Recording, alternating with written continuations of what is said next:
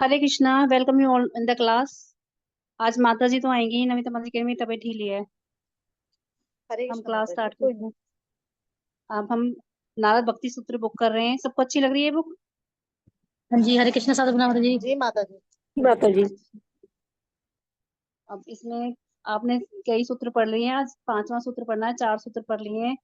तो इसमें बताया, भाई नारद जी ने बताया ना कि भक्ति योग है सबसे श्रेष्ठ है, कर्म योग से, ज्ञान योग से और अष्टांग योग से सबसे श्रेष्ठ है। भक्ति करने से क्या मिलता है आपको?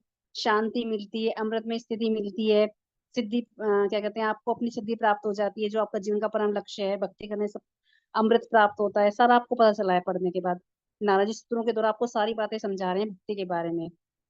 तो आज के सूत्र में वो क्या बताएंगे कि जो भक्ति करता है उसको ना तो इंद्रिय तृप्ति की इच्छा होती है, ना किसी चीज की कोई हानि का वो शोक करता है, और ना ही किसी से द्वेष करता है, और ना ही अपने लिए हर्ष मनाता है, और ना ही भौतिक क्रिया में अति उत्साही होता है। ये सारी बात आज के सूत्र में बताई जाएगी। अब मंगलाचरण कर लीजिए। कौन करेगा मंगलाचरण? शालिनी माता जी आप कर लीजिए। जी माता जी। ओम अज्ञानतिम्रान्धस्य ज्ञानार्जनशलाकया चक्षुरुन्मीलितं तस्मै श्रीगुरुवे नमः। श्रीचैतन्यमनोभीष्टं स्थापितं येन भूतले स्वयं रूपा कदा मह्यं ददाति स्वपदान्तिकं। वन्देऽहं श्रीगुरुः श्रीगुरुन् वैष्णवाश्च श्रीरूपं साग्रजातं सैगररत्नान्वितं तं चन्दीमेन शाब्दितं शावधूतं पर्जनसहितं कृष्ण चैतन्य देवम श्री राधा कृष्ण पादान शंकर ललिता श्री विशाखान्विष्य हे कृष्ण करुणा सिंधु दीन बंधु जगतपते गोपेश गोपिका कांत राधा कांत नमस्तते तप्त कांचन गौरांगी श्री राधे वृंदावनेश्वरी शिवानी सुते देवी प्रणमामि हरिप्रिय पांचा कलुतरुभिषेक कृपा सिंधु में पतितानां पावनेभ्यो वैष्णवेभ्यो नमो नमः। जय श्री कृष्ण चैतन्य प्रभु नित्यानंद श्री अद्वैत गदाधर शिवासादि गौर भक्त वृंद। हरे कृष्ण कृष्ण कृष्ण हरे हरे हरे राम राम राम हरे हरे। नमो विष्णुपादाय कृष्णाय भूतले श्रीमती भक्ति वेदांत स्वामी इति नाम्ने नमस्ते सरस्वती देवे गौरवाणी प्रचारणे निर्विशेष शून्यवादी पाश्चात्य देश तारणे। हरे कृष्ण माता जी, सभी माता जी। थैंक यू माता जी। आज का श्लोक पढ़ते हैं। यत् प्राप्य न किंचिता वांछति न शोचति न देष्टि न रमते न उत्साही भवति। यत्, जिसे, प्राप्य मीन्स प्राप्त करके, किस चीज को प्राप्त करके? यत् जिसे, किसे? भक्ति को। प्राप्य मीन्स प्राप्त करके। न किंचिता, कुछ भी नहीं। वांछति, जो मतलब भक्ति को प्राप्त कर लेता है वो क्या है? कुछ भी नहीं चाहता है। न शोचति, शोक भी नहीं करता है। न देष्टि, न देश करता है। ना रमते, ना कोई हर्ष करता है। ना उत्साही, और कोई उत्साह, उसमें कोई भौतिक जीवन में कोई उत्साह भी नहीं रहता। ऐसा ही व्यक्ति हो जाता है जो भक्ति करता है। ये आज के श्लोक में बताया गया है। अब बताइए भक्ति की डेफिनेशन क्या है? भक्ति क्या है? भक्ति आपने सबने भक्ति शास्त्री कोर्स पर करा है। उसमें भक्ति रसायन सिंधु में शुद्ध भक्ति की डेफिनेशन बताइए, कौन बताएगा? करा हुआ है ना सबने भक्ति शास्त्री? किस किसने करा हुआ है? माता जी मेरा चल रहा है। चल रहा है आपका? और किसने करा हुआ है? माता जी मैंने किया हुआ है। ठीक है माता जी। क्या हुआ माता जी? माता जी अब शुद्ध बताओ भक्ति माता तो जी। ये है ना कि भगवान के साथ हमारा संबंध जो है एक स्थापित होना, और भक्ति में जो है लगने के लिए शुद्ध भक्तों का संग होना। वो बात माता जी आपकी बिल्कुल ठीक है। डेफिनेशन क्या है? अन्य अभिलाषिता शून्यम, शून्य। ज्ञान यस। कर्म अनावृतम, कृष्ण अनुकूल अनुशीलनम, भक्ति उत्तमा। कृष्ण के अकॉर्डिंग हमें अनुशीलन करना है, जैसे भगवान चाहते हैं वैसे ही हमें कार्य करने हैं। और कैसे होनी चाहिए? अन्य अभिलाषिता शून्य, में कोई अभिलाषा नहीं होनी चाहिए। और ज्ञान और कर्म की भी कोई अभिलाषा नहीं चाहिए, मतलब उनसे परे होनी चाहिए। ये शुद्ध भक्ति की डेफिनेशन है। तो जो क्या कहते हैं भक्ति होती है, भक्ति कई तरह की होती है। एक कर्म कांडी भक्ति हो गई, एक ज्ञान मिश्रित भक्ति हो गई, एक योग मिश्रित भक्ति हो गई। सब तरह की भक्ति होती है। तो कोई बता सकता है कि कर्म कांड की भक्ति क्या होती है? कर्म से मिश्रित भक्ति किसकी है? कैसी होती है कर्म से मिश्रित? मतलब क्या है? कर्म मिश्रित भक्ति का मतलब क्या है?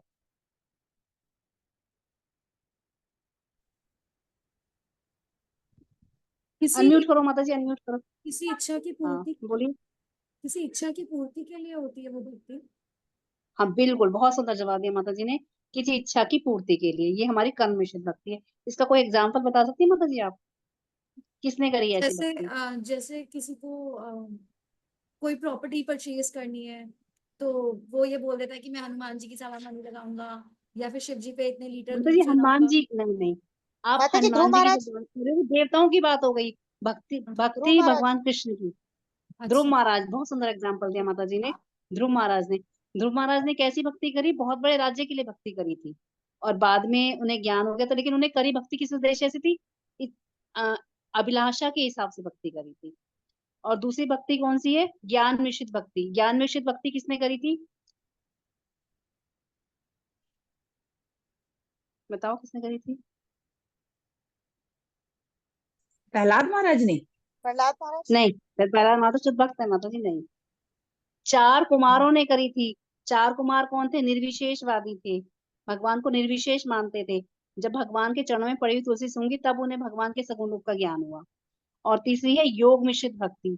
योग मिश्रित भक्ति किसने करी है? ये आपको नहीं पता चलेगा, मैं बताती हूँ। विश्वामित्र ने करी है। विश्वामित्र और वशिष्ठ की कथा आपने सुनी है कि वशिष्ठ थे और विश्वामित्र थे। वशिष्ठ थे ब्राह्मण और विश्वामित्र कौन थे? वो क्षत्रिय थे। तो क्षत्रियों में थोड़ी ईर्ष्या का भाव होता है। जो ब्राह्मण होता है वो शांत होता है और उसकी कोई इच्छाएं नहीं होती हैं, और क्या कहते हैं, किसी से ईर्ष्या भी नहीं करता है। तो उनके पास एक गाय थी, सुरभि गाय थी। तो वो कितने भी लोग ले जाओ उतना ही खाना बनवा बना देती थी, जगह को बड़ा कर देती थी। उनका आश्रम छोटा सा था और बहुत सारे लोग आए तो आश्रम को बड़ा कर देती थी। मतलब एक चमत्कारिक गाय थी, दिव्य गाय थी उनके पास। तो विश्वामित्र को लगा ये गाय मेरे पास होनी चाहिए, तो उनके साथ युद्ध करे, हार गए। तब उन्हें पता चला कि ये तो बहुत बड़े भक्त हैं, तो उन्होंने भक्ति करी। फिर उन्हें राजर्षि का पद मिल गया। फिर भी उनसे युद्ध करा, फिर हार गए उनसे। फिर उन्होंने और भक्ति करी कि मुझे ब्रह्म ऋषि बनना है। तो विश्वामित्र वही है जिनकी मेनका उर्वशी आई थी, मेनका से आकर्षित हो गए थे, शकुंतला नामी कन्या हुई थी। तो फिर तब आके जाके उन्हें ब्रह्म ऋषि का पद मिला। तो ये है योग मिश्रित। उन्हें सिद्धियां प्राप्त करी बहुत सारी भक्ति में। तो जब भक्ति में सिद्धियां प्राप्त कर रहे हैं, उद्देश्य हमारा सिद्धियां प्राप्त करना है, तो हमारी भक्ति क्या कहलाती है? योग मिश्रित भक्ति कहलाती है। ये हमारी कई तरह की भक्तियां हैं। तो इन सब से परे हमें भक्ति करनी है, तो वो भक्ति हमारी कहलाती है शुद्ध भक्ति। मतलब आपको पता होना चाहिए कि हमारी भक्ति कैसी चल रही है।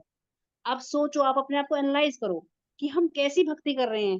भक्ति कर रहे हैं तो हम क्या अभिलाषाएं कर रहे हैं, ताकि आप अपने आप को बार बार चेक करो कि हम ऐसी भक्ति तो नहीं कर रहे, हम शुद्ध भक्ति की ओर ही जा रहे हैं ना। बताने का यही उद्देश्य था कि हम जाने कि हम कैसी भक्ति कर रहे हैं। अब ये श्लोक में बताया गया है, ऐसी शुद्ध भक्ति में सेवा में व्यक्ति ना तो इंद्रिय तृप्ति हेतु कोई इच्छा करता है, उसे भौतिक कोई इच्छाएं होती ही नहीं है, और ना किसी हानि पे शो करता है। जैसे उसका कोई नुकसान हो जाता है या किसी के यहाँ डेथ हो जाती है, कोई कुछ भी चला जाता है ना, तो थोड़ा देखो क्षणिक मनुष्य जीवन है तो क्षणिक शोक तो होता है, थोड़ा बहुत शोक होता है, लेकिन जल्दी उससे बाहर निकल जाता है, उसमें डूबा नहीं रहता। आम आदमी तो क्या है, डूब जाता है। लेकिन भक्त होता है, उसे पता था मेरे को चैंटिंग करनी है, भगवान की सेवा करनी है, तो वो इनमें से जल्दी से बाहर निकल आता है। और ना किसी से द्वेष करता है। अगर कोई सद बुरा करता है तो उसे क्षमा कर देता है, या सोचता है कि भाई मेरे बुरे कर्म है, मैं अपने कर्मों का फल भोग रहा हूँ। और ये सोचता है सभी जीव किसके अंश है? भगवान के अंश है। तो सबसे प्रेम करता है, किसी से द्वेष नहीं करता, और अपने लिए कोई हर्ष नहीं मनाता। वो कभी भी ना ऐसे नहीं होता कि उसे कोई चीज मिल गई तो पागलों की तरह चैंटिंग करना भूल जाएगा, आज मेरे पास मेरी मन इच्छा पूरी हो गई है, इसके लिए मैं खुशी मना रहा हूँ, तो चैंटिंग करना ही भूल गया हूँ। इतना मतलब उत्साह, इतना पागल नहीं होता। और दूसरी बात है कि जो भी वो खुशी मनाता है, किसके लिए मनाता है? भक्तों के साथ मनाता है, भगवान के लिए मनाता है। बच्चे का बर्थडे भी करेगा तो भक्तों को प्रसाद खिलाएगा। तो वो अपने लिए कोई हर्ष नहीं मनाता, सब भगवान के लिए करता है, भक्तों के लिए करता है। और ना भौतिक क्रिया में, मतलब भौतिकता में वो बहुत उत्साही नहीं होता कि ये काम करूं, ऐसे करूं, वैसे करूं, बहुत ज्यादा ज्यादा क्रियाशील नहीं रहता है। वो सारे कार्य किसके लिए करता है? भगवान की प्रसन्नता के लिए। अब पढ़िए, कौन पढ़ेगा? फटाफट माता पढ़िए जी, इसको यहाँ से। माता जी, हाँ जी। मुझे एक बार बताओ, जैसे जो 3 टाइप की आपने भक्ति बताई, शुद्ध हाँ भक्ति जी। से अलग, एक बार उनके नाम दोबारा से बताना। कर्म मिश्रित भक्ति, योग ज्ञान मिश्रित भक्ति और योग मिश्रित भक्ति। अच्छा, तो माता जी एक बार बताओ, शुद्ध भक्ति के अलावा इन तीनों भक्ति, ये तीनों भक्ति अगर कोई भी करता है तो वो वैलिड है या इनवैलिड है? मतलब करना चाहिए या नहीं? शुद्ध भक्ति ही करनी चाहिए ना वैसे। एक्चुअली तो करना नहीं चाहिए, लेकिन हर कोई आदमी शुद्ध भक्त नहीं होता। जैसे अब इन सब का भी आपने ध्रुव महाराज का सुना। ध्रुव महाराज ने कर्म मिश्रित भक्ति करी, पहले करी, फिर करते करते, क्योंकि भक्ति खुद ऐसा प्रोसेस है जो आपको शुद्ध कर देता है, आपकी सफाई कर देता है। भक्ति आपकी इंद्रियों की सफाई कर, आप जैसे आप शुरू में भक्ति में लगे, आपको पता है पहले क्या होता होगा, आपकी बहुत सारी इच्छाएं होंगी, धीरे धीरे आपकी भक्ति में जाके इच्छाएं भी कम हो रही हैं, आपको चीजें समझ में आ रही हैं, आप सब किसी के साथ बुरा व्यवहार नहीं करते होंगे, किसी ने आपका बुरा करा तो आप सोचते होंगे नहीं नहीं ये तो मेरे कर्म है, आप उसको उल्टा सीधा नहीं बोलोगे, क्षमा करना सीख जाओगे। तो ये किसका प्रभाव है? सारा भक्ति का ही तो प्रभाव है। तो स्टार्टिंग में कोई भी शुद्ध भक्त नहीं होता है, लेकिन बात ये समझना ये है कि हम इनमें अटक के ना रह जाएं। अगर हम कर्मक्षित भक्ति कर रहे हैं तो हमें ये पढ़ के समझ के ज्ञान से हमें समझना है, हम ज्ञान ले रहे हैं ना, ये सारा ज्ञान ले रहे हैं, तो उस ज्ञान से हमें ये देखना है कि हम शुद्ध भक्ति की ओर जाएं। ये जानने का उद्देश्य ये है कि हमें पता होना चाहिए कि जो हम भक्ति कर रहे हैं वो कैसी भक्ति कर रहे हैं। भक्ति से क्या आता है? ज्ञान और वैराग्य, दो चीजें आती है ना। तो वो जो ज्ञान आता है वो हमें समझाता है कि हम गलत कर रहे हैं, हमें ये गलत नहीं करना है, गलत राह पे चल रहे हैं।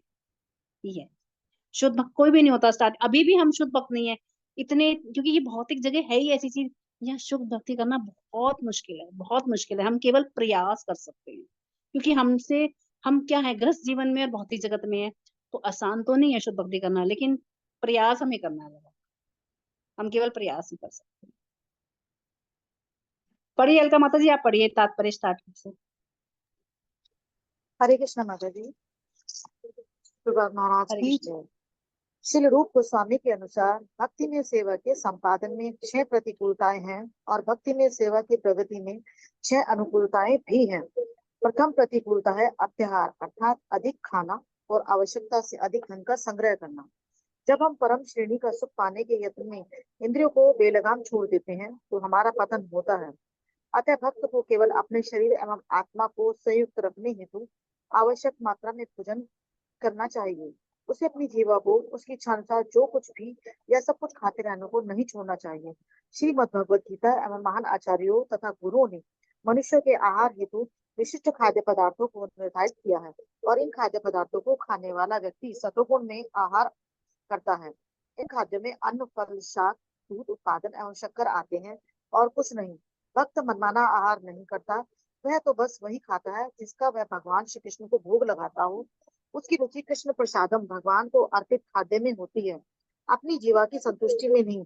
अतः वह किसी को विलक्षण आहार की इच्छा नहीं करता। आगे पढ़ो माता जी। हाँ पढ़िए माता जी, छोटा सा पैराग्राफ है, ये और पढ़ दीजिए। इसी प्रकार भक्त अत्यधिक धन के संग्रह की भी इच्छा नहीं करता, वह मात्र आवश्यकता अनुसार ही कमाता है।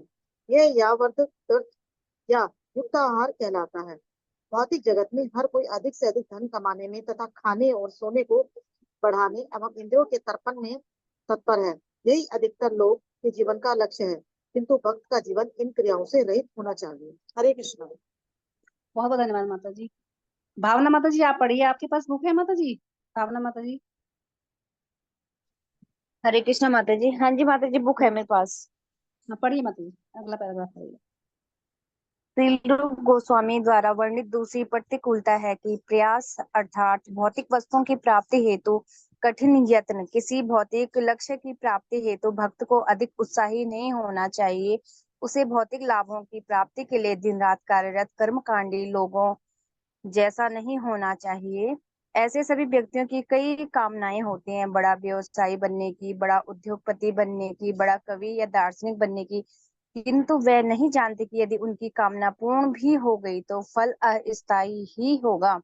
शरीर की समाप्त होते ही सारी भौतिक उपलब्धियां भी नष्ट हो जाती हैं। इस जगत में भौतिक जगत से प्राप्त कुछ भी कोई भी अपने साथ नहीं ले जाता। जो एकमात्र वस्तु है वो अपने साथ ले जा सकता है वह है भक्तिमय सेवा की निधि है, केवल वही कभी क्षीण नहीं होती।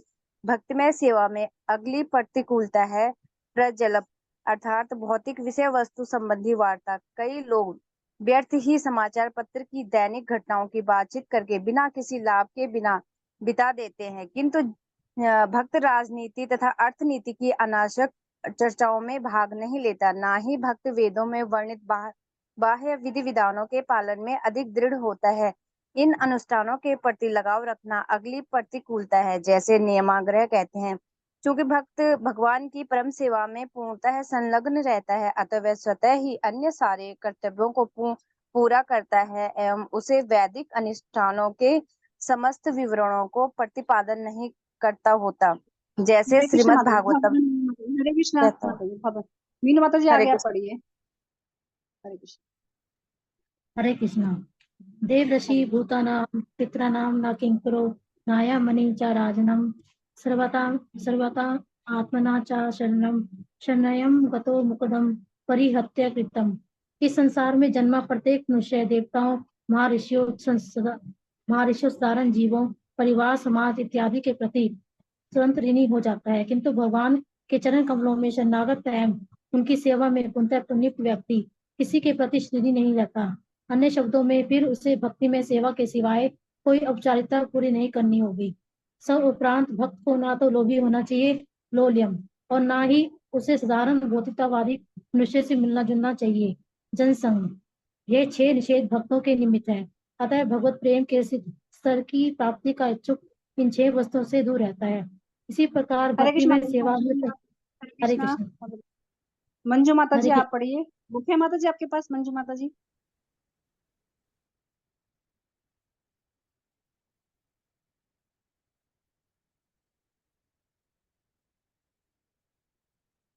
रम्या माता जी आप पढ़िए। हरे कृष्ण माता जी। इसी प्रकार भक्ति में सेवा में प्रगति हेतु 6 अनुकूलताएं भी हैं। सर्वोत्तम, जहाँ व्यक्ति को भौतिक उपलब्धियों की प्राप्ति हेतु उद्यमी नहीं होना चाहिए, वही उसे भक्ति में सेवा का शीर्ष स्तर प्राप्त करने हेतु बहुत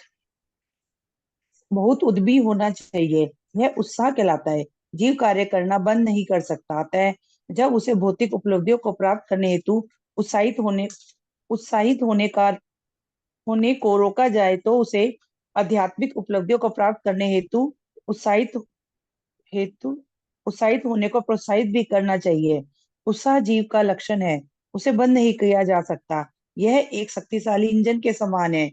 यदि इसका ठीक प्रयोग हो तो वह उसी वस्तु का उत्पादन करेगा। अतः उत्साह को शुद्ध करना चाहिए।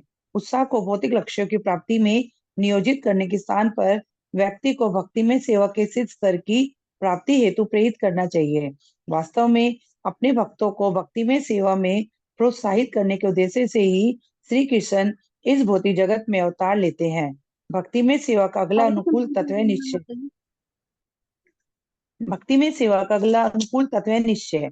जब व्यक्ति निजी भगवत सेवा में निराश हो जाता है तो उस निराशा को भी त्याग देना चाहिए और उसके स्थान पर भगवत प्रेम के परम लक्ष्य की प्राप्ति का निश्चय ले आना चाहिए। भक्त को धैर्य पूर्वक भक्ति में सेवा के विधि विधानों का पालन करना चाहिए, जिससे वह दिन आए जब उसे अकस्मात भक्ति में सेवा की सर्व सिद्धि प्राप्त हो जाए।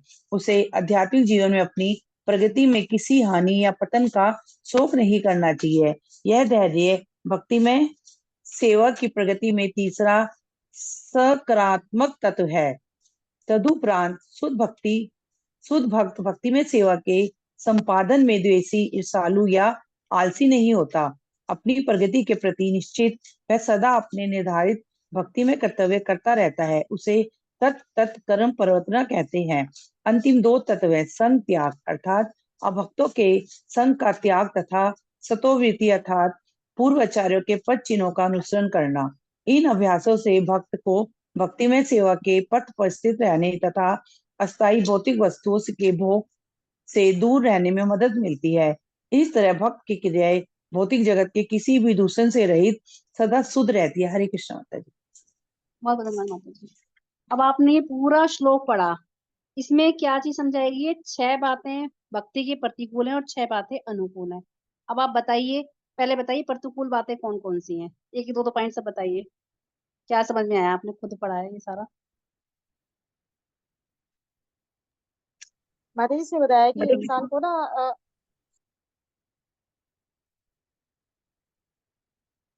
बताइए माता जी, बताइए। अलका माता जी बता रहे हैं, बताइए।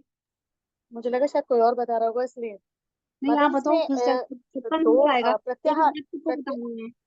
माता जी, एक तो उसमें प्रतिकूलता है अत्याहार, अर्थात हमें आवश्यकता से अधिक भोजन नहीं करना चाहिए और ना ही मतलब एक ही बार में मतलब भोजन ग्रहण नहीं करना चाहिए। और अगर हमें पाना भी है ना भोजन, तो थोड़ी थोड़ी क्वांटिटी में लेना चाहिए। और सबसे मेन इंपॉर्टेंट है, हमें भगवान कृष्ण भगवान अपने ठाकुर जी को भोग लगाकर ही प्रसाद पाना चाहिए।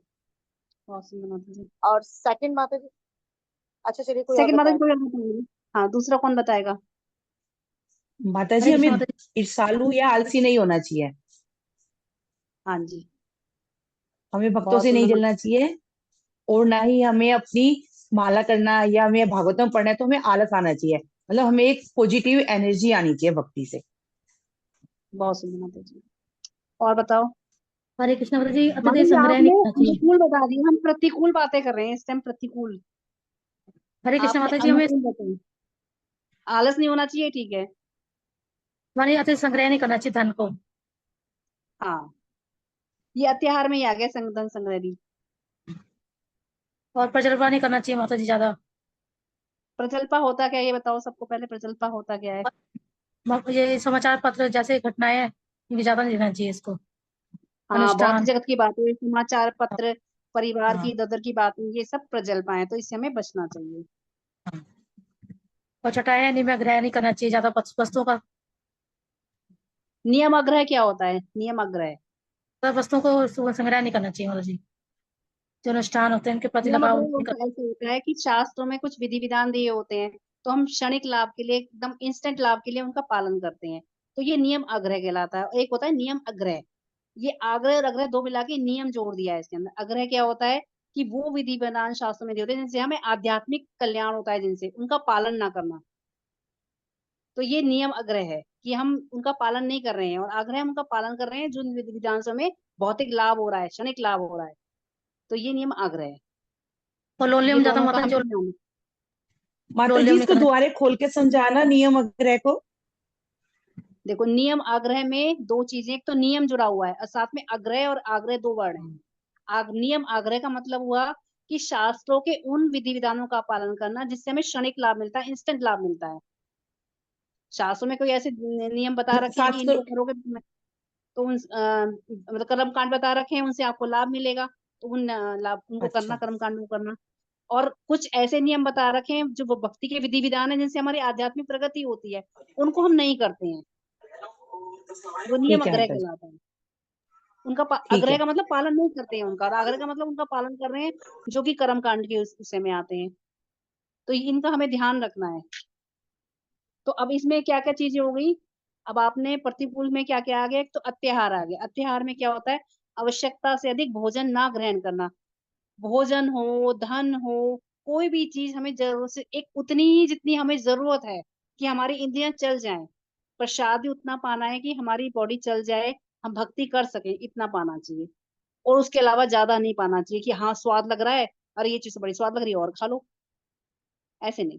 केवल हमें उतना ही क्वांटिटी में प्रसाद लेना है, और लेना भी क्या है? कृष्ण प्रसाद लेना है, भोग लगा हुआ लेना है, और नियमों का पालन करते हुए लेना है। जैसे माता जी ने बताया था कि महाप्रसाद गोविंदा बोलना है, स्वस्थ स्थान पे बैठना है, और भाव से ग्रहण करना है कि ये कृष्ण प्रसाद है, तो ये हो गया। और ज्यादा से ज्यादा कपड़ों का भी संग्रह नहीं करना कि ढेर सारे कपड़े हैं, उनको मेंटेन करने में लग रहे हैं, तो भक्ति कहाँ से करेंगे? घर में बहुत सारी वस्तुएं रख रखी हैं, इतनी चीजें रख रखी हैं, इतना बड़ा घर बना रखा है, उसकी साफ सफाई में लगे पड़े हैं, या इतने रिलेशंस बना रखे हैं कि उन्हीं को मेंटेन करने में लगे। मतलब अत्याहार हर चीज में है, हर चीज के अत्याहार से बचना है हमें। इतना रखना है कि हम भक्ति कर सकें। ज्यादा हम फंक्शनों में जा रहे हैं, ज्यादा मेल मिलाप रख रहे हैं, तो भी हम भक्ति नहीं कर सकते। ज्यादा कपड़े हमने इकट्ठे कर रखे हैं तो उन्हीं को मेंटेन करना। ज्यादा लंबा चौड़ा घर है तो उसको ही साफ ऐसे बना रखा है, बहुत सुंदर घर बना रखा है, उसके अंदर स्त्री का काम इतना है, हर चीज को साफ करने में लगे पड़े हैं हम, तो भक्ति कहाँ से कर लेंगे हम? तो हमें इन चीजों से बचना है। दूसरा क्या है हमारा? ये आपने उसमें पढ़े हुए उपदेशामृत का श्लोक है ये, माता बताया जी मैं कोई भी सा यही श्लोक कहने कौन वाली थी सा कि है? हमने भक्ति शास्त्र ही किया था ना, और एक हाँ उसमें हाँ वैष्णव सदाचार में, ये दोनों आए हाँ। हुए हैं ये। अत्याहार प्राश्चस्य प्रजल्पा नियम आग्रह। उसके बाद है प्राश्चस्य, प्रयास का मतलब उसका प्रयास करना। जैसे ही हम कोई भौतिक कार्य कर रहे हैं, तो वो कार्य हमने ठीक है थोड़ा सा करा, हो गया ठीक है, नहीं हुआ तो कोई बात नहीं, लेकिन हम क्या है उसमें लगे रहते हैं। 8 घंटे लग जाए, बिजनेस कर रहे हैं, नहीं चल रहा तो जबरदस्ती उसको लगे पड़े हैं, रात दिन एक कर रखा है हमने, उसमें में लगे पड़े हैं। बिजनेस में प्रयास, बहुत ज्यादा प्रयास कर रहे हैं भौतिक चीजों के लिए। प्रयास करना है भौतिक चीजों के लिए, लेकिन लिमिट तक प्रयास करना है। ये नहीं पागल हो जाओ उसके अंदर, भक्ति ही छूट जाए हमारी। तो वो इतना ज्यादा प्रयास नहीं करना। तो ये नियम ये हो गया। अत्याहार प्राच्य प्रजल्पो, प्रजल्पो में ये है कि भाई हमें समाचार पत्र पत्रिकाएं पढ़ रहे हैं, सीरियल्स देख रहे हैं, या फोनों पे लगे पड़े हैं, और तू कैसी है, तूने आज क्या बनाया, इस टाइप की फालतू की बातें कर रहे हैं। उसके घर में ऐसा हो गया, पड़ोसियों में उसके घर में ये हुआ, इन चीजों में इंटरेस्ट लेना, ये सब प्रजल्प है, फालतू की बातें हैं। ये कितनी भी कर लो, इनकी कोई पूर्ति नहीं है। आप 2 घंटे करो, 4 घंटे करो, पेट नहीं भरेगा आपका। तो इससे क्या है, भक्ति नष्ट होती है हमारी। अब नियम आग्रह मैंने आपको बता दिया, नियम आग्रह क्या होता है। अत्याहार प्रजल्पो, अत्याहार प्राशस्य प्रजल्पो नियम आग्रह। और उसके बाद क्या है, जनसंघ च लौल्यम च, जनसंघ, इसमें पीछे लास्ट में दे रखा है, यहाँ स्टार्टिंग में दे रखा है, जनसंघ कैसा करना चाहिए, हमें संघ कैसा करना चाहिए, भक्तों का संग करना चाहिए, भक्तों का संग छोड़ देना चाहिए। और हमें लौल्यम नहीं होना चाहिए, भौतिक चीजों की लौल्यम नहीं होनी चाहिए, कि मैं ये चीजें खरीद के लाऊं, इतनी मेरे पास ज्वेलरी होनी चाहिए, इतनी मेरे पास साड़ियां होनी चाहिए, इतना मेरा बड़ा घर होना चाहिए, इतने मेरे क्या कहते हैं, इतने मेरे संबंध होने चाहिए। इन चीजों का लौल्यम नहीं होना चाहिए। लौल्यम कैसा होना चाहिए, अभी हम ना में चल रहे हैं, हाँ में नहीं आ रहे, हम कर रहे हैं ना की बात कर रहे हैं, प्रतिकूल बातें कर रहे हैं ना, तो ये चीजों का हमें लौल्यम नहीं होना चाहिए। अत्याप्राश से प्रजल्पो नियमाग्रह जनसंघ लौल्यम शद्भी भक्ति विनिश्यति। इससे ये जो 6 नियम है, अगर हम इनका पालन करेंगे, 6 चीजों का हम पालन करेंगे, तो क्या होगा, हमारी भक्ति नष्ट हो जाएगी। तो हमें ध्यान से इन चीजों से बचना है, कि हम इन चीजों का पालन ना करें, बचे इन चीजों से, तभी हमारी भक्ति बढ़ेगी। और साथ में ये तो ना करें, और क्या करना है, अब बताइए भक्ति के अनुकूल बातें कौन कौन सी हैं। आगे आ जाइए, बताइए कौन बताएगा, किसने नहीं बताया। माता अच्छा, चंद्रिका माता, भावना माता जी बताइए, आपने कुछ नहीं बताया अभी, और ना दीपिका माता जी ने बताया। दोनों बताओ एक पॉइंट। भक्ति की प्रतिकूल बातों में बताइए, क्या क्या पढ़ा आपने भक्ति की प्रतिकूल बातें। माता जी भक्त में उत्साह होना चाहिए भक्ति के लिए। बहुत सुंदर माता जी ने बताया, उत्साह होना चाहिए। बताइए, अलका माता जी आप निश्चय बता होना दीजिए। चाहिए, निश्चय, निश्चय। हाँ बहुत सुंदर, माता जी निश्चय से होना निश्चय चाहिए। होना निश्चय चाहिए। मतलब दृढ़ होना हाँ, चाहिए, पक्का निश्चय होना चाहिए। आज हमें 16 मालाएं करनी है, 4 नियमों का पालन करना है, भागवतम पढ़नी है, गीता पढ़नी है, भगवान की सेवा करनी है, निश्चय दृढ़ होना चाहिए। भक्ति में पीछे भी आया था, भक्ति में निराशा का कोई स्थान नहीं है। निराशा आ जाए तो क्या करो, भक्ति करो, भक्ति करने से अपना निराशा चली जाएगी आपकी। अब निश्चय पक्का रखोगे तो निराशा भी चली जाएगी आपकी। उत्साह, निश्चय, और उसके बाद तीसरा पॉइंट कौन बताएगा। धैर्य माता जी, माता जी धैर्य। धैर्य। धैर्य धैर्य, माता। धैर्य भी धैर्य। बहुत जरूरी है। ये नहीं अरे मुझे तो इतने साल करते करते भक्ति हो गए, मुझे तो इतने साल भगवान की सेवा करते करते हो गए, इतने साल माला जप करते हो गए, मेरे जीवन को तो कोई, मेरे को तो कोई फायदा नजर नहीं आ रहा। धैर्य रखना पड़ेगा। जैसे एक नई नवेली बहू आती है, शादी होके आई है, और सोचे आज की आज मेरी गोद में बच्चा आ जाए, पॉसिबल है, कम से कम 9 महीने तो लगेंगे ना। तो ऐसे ही भक्ति में टाइम लगता है। आप भक्ति करते करते कुछ टाइम लगेगा, जब आप भक्ति में आपको प्रोग्रेस दिखाई देगा। आप अपने कार्यों कर तत् तत्कर्म प्रवनात्, उत्साह निश्चय धैर्य, तत् तत्कर्म प्रवनात्। इन कार्यों में आप संग त्यागो सतोव्रति, आपको अभक्तों का संग छोड़ना पड़ेगा, और सतोव्रति आचार्यों के पद चिन्हों पर चलना पड़ेगा। षड्वी भक्ति प्रसिद्ध देती, ऐसे हमारी षड्वी भक्ति बढ़ेगी। ये दोनों श्लोक उपदेशामृत के, आप उपदेशामृत से पढ़ सकते हैं, आपको बहुत अच्छे समझ में आ जाएंगे कि क्या क्या बताया गया है, कि हमें भक्ति में क्या करना है और क्या नहीं करना। जब हम इन दोनों चीजों को पूरी तरह से पालन करेंगे, प्रतिकूलताओं का भी ध्यान रखेंगे कि हमें भक्ति में ये नहीं करना और हमें क्या करना है, कृष्ण के अनुकूल भक्ति करनी है, कैसे कैसे जो नियम बताए गए हैं, कि उत्साह होना चाहिए भक्ति में, मतलब होना चाहिए कि हमें भक्ति में ये करना है, ऐसे करना है। अब चतुर्मास चल गया, चतुर्मास में हमें ज्यादा से ज्यादा भक्ति करनी है, सुबह जल्दी उठना है, अब नए माला ज्यादा से ज्यादा बढ़ा रहे हैं हम अपनी, अब ये वाली बुक भी लगा लेते हैं। उत्साह बना रहना चाहिए हमेशा। और उत्साह कैसे बनेगा, भक्तों के संग में बनता है उत्साह। एक दूसरे को देख के, अरे मैं तो ये वाली बुक कर रही हूँ, अच्छा ये कर रही है, मैं भी करूँ। तो ऐसे एक संघ में उत्साह बनता है। अब हम किस में भी जाते हैं, ये तुम्हारे यात्राएं निकलती हैं, जैसे जगन्नाथ यात्रा निकली है, या और भी फेरियां निकलती हैं जैसे कार्तिक में, तो आप उनमें जाओ ना, आपको एक भक्तों से एनर्जी मिलती है, वो उत्साह ही मिलता है। तो उत्साह से आपकी भक्ति बढ़ती है। तो जब आप इन चीजों का पालन करेंगे, दोनों बातों का ध्यान रखते हुए भक्ति की क्रियाओं को करेंगे, तो ही आप भक्ति में आगे बढ़ पाएंगे। ये रूप गोस्वामी द्वारा दी गई चीजें हैं। रूप गोस्वामी ने भक्ति की ये सारी चीजें बताई हैं, और नारद मुनि भी उन्हीं चीजों को बता रहे हैं। और आप खुद अपने जीवन में चेक करना, आप भक्ति करते हो तो आप खुद सोचो कि भक्ति करते करते हमारी भौतिक इच्छाएं कम हुई, या आप फीलिंग करते हो ये चीजें नहीं। लगा है आपको कि भक्ति करते करते हाँ हमारे जी अंदर चेंज माता आ जी, रहा होती है? जी है। माता जी, बहुत हाँ एहसास जी होता है। माता जी, होती है। पहले हम लगे रहते थे बिल्कुल, जैसे कि जीवन में व्यर्थ कुछ नहीं है, लगे रहो कमाने में, लगे रहो इस चीजों को लेने। लेकिन अब भक्ति में आने के बाद पता चला है ये सब टेम्परेरी है। जो शाश्वत है वो हमारे लिए है कि भगवान की भक्ति करना, वो हमारे लिए मेन इंपॉर्टेंट है सबसे। सबको महसूस हुई होगी ये चीजें कि भक्ति करने से क्या हो रहा है, हमारे अंदर इच्छाएं धीरे धीरे हाँ जी पहले माता जी, हमें खाने में चेंज होता है। हाँ चेंज हो ना। अब हमें खाने कपड़ों के की लिए इच्छा ही इच्छा नहीं होगी, होती, पहले मेन तो बात ये तो लाए वो लाए कपड़ों में। ऐसे, ये वो इच्छाएं हाँ, कपड़ों में धीरे धीरे अंतर लगता है आता है, हमारी खानों क्या में आता करना है। है, क्या करना है, बहुत है, इतना काम हाँ। चल जाएगा इसमें। हाँ जी अंदर माता से जी, ऐसा चेंज होता है। आते हैं। और कभी हाँ। किसी के प्रति द्वेष, देखो पहले तो हमें द्वेष आता भी नहीं है किसी के प्रति। जैसे अब हम किसी सीनियर को देखते हैं तो लगता है उसको, अरे ये तो भक्ति में इतना बड़ा हुआ है, हमें उससे द्वेष सा होने लगता है। लेकिन बाद में ज्ञान हमारा साथ देता है, अरे नहीं नहीं, तुझे ऐसा नहीं करना, ये सोच, ये इतना बड़ा, तुझे भी तो इसकी तरह करना चाहिए, इसने क्या क्या फॉलो करा, इसे सीख तू।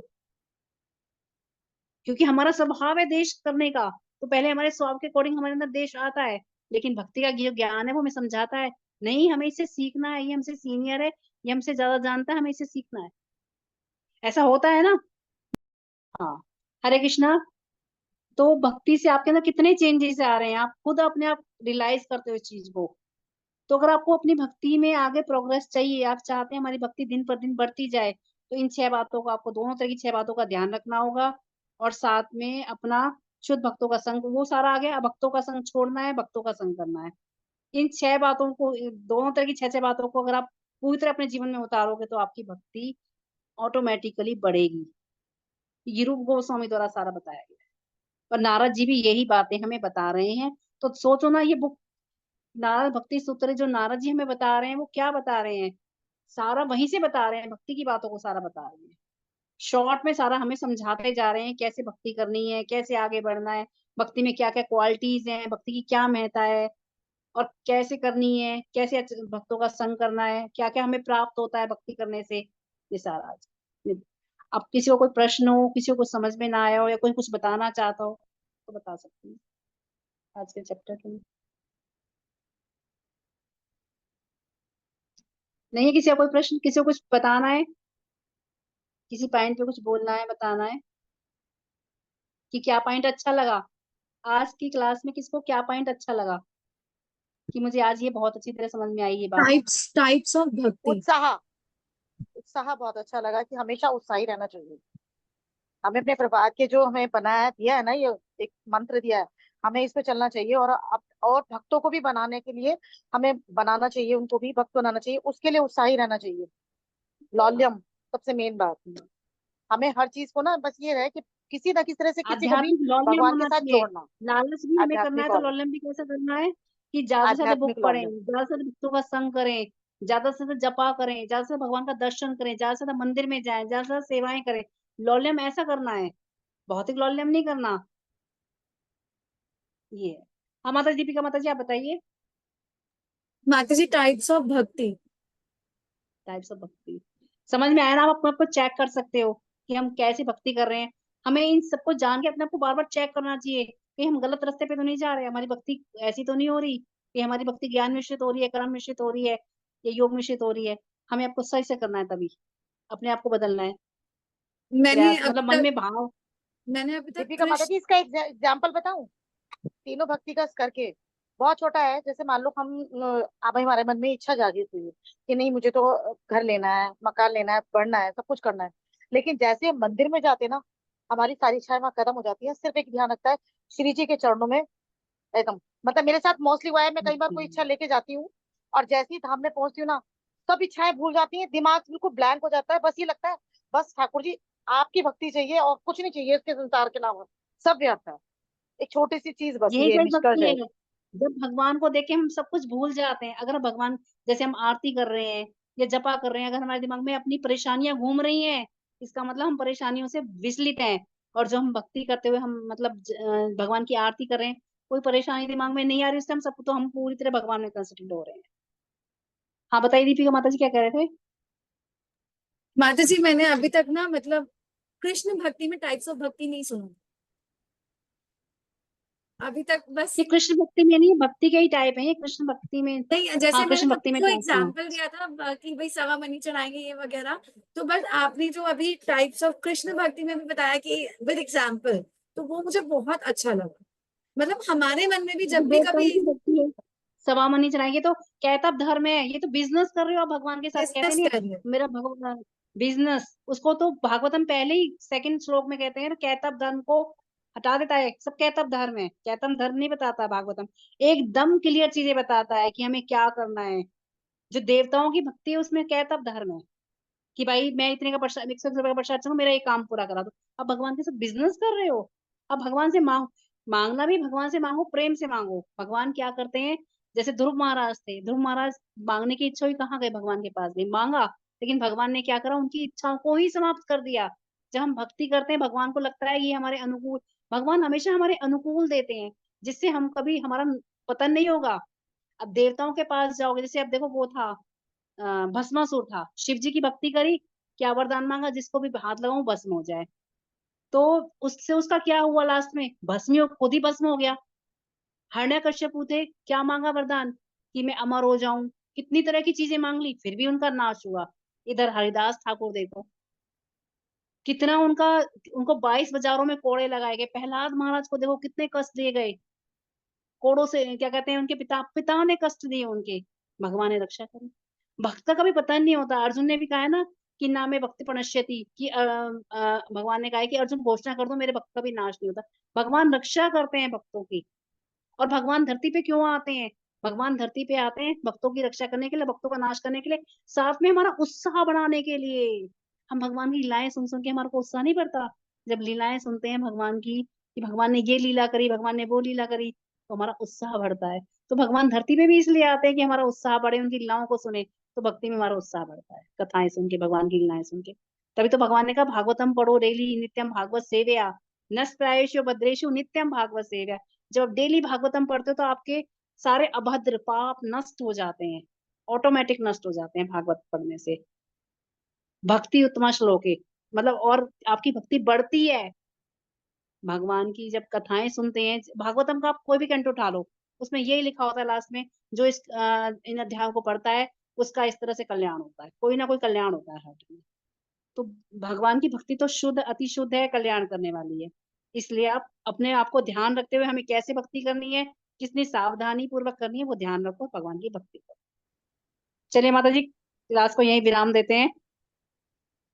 वांछा कल्पतरुभ्यश्च कृपा सिंधुभ्य एव च पतितानां पावनेभ्यो वैष्णवेभ्यो नमो नमः। अनंत कोटि वैष्णव वृंद की जय शील प्रपात की, जय नारद भक्ति सूत्र की, जय गौर प्रेमानंदे, हरि हरि बोल। हरि बोल। हरे